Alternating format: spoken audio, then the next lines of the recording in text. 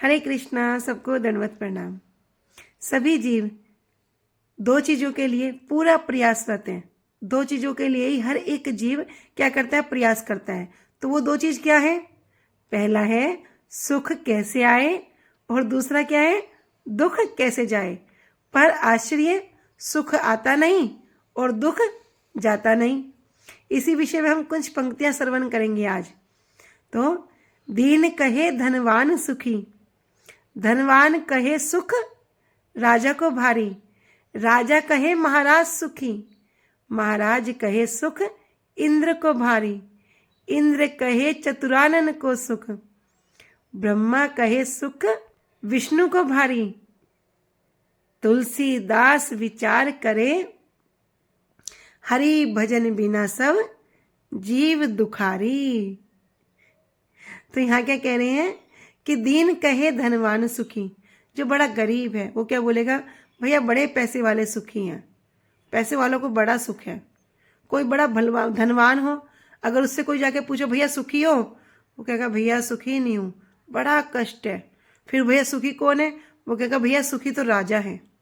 राजा के पास चले जाओ, राजा से पूछो भैया सुखी हो, बोलेगा भैया मैं कहाँ सुख, सुख तो महाराजा को है। जो बड़े बड़े महाराजा हैं क्या करते हैं, हमें आज्ञा देते हैं, हम पालन करते हैं, उनको सुख है।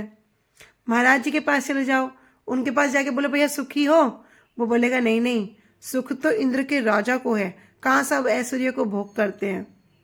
इंद्र के पास गए, इंद्र कहते नहीं नहीं मुझे क्या सुख, सुख तो ब्रह्मा जी को है। ऐसे ब्रह्मा जी के पास चले गए तो क्या कहते हैं, सुख तो भैया विष्णु जी को है। लेकिन तुलसीदास सब बात में विचार करके कहते हैं कि बिना हरि भजन के कोई सुखी नहीं हो सकता। तो जो हरि भजन करता है, जो हरि कीर्तन करता है, वही सुखी है। नहीं तो संसार में कोई सुखी नहीं हो सकता। क्यों? क्योंकि बताया गया ना, संसार कैसा है, दुख आल्यम, ये तो दुखों का घर है। अरे जहाँ जो वस्तु होगी वही तो मिलेगी। आल्यम मतलब क्या हो गया, भंडार। जैसे पुस्तक आल्य है, पुस्तक का भंडार। वहाँ कोई जाके कहने लगे कि मुझे नमक मिर्च हल्दी दे दो तो मिलेगा? नहीं मिलेगा। जैसे ओस धाल्य है, वहाँ पर क्या मिलेंगी, औषधि औषधि मिलेंगी, औषधि का ही भंडार मिलेगा। इसी प्रकार ये संसार क्या है, दुख आल्य।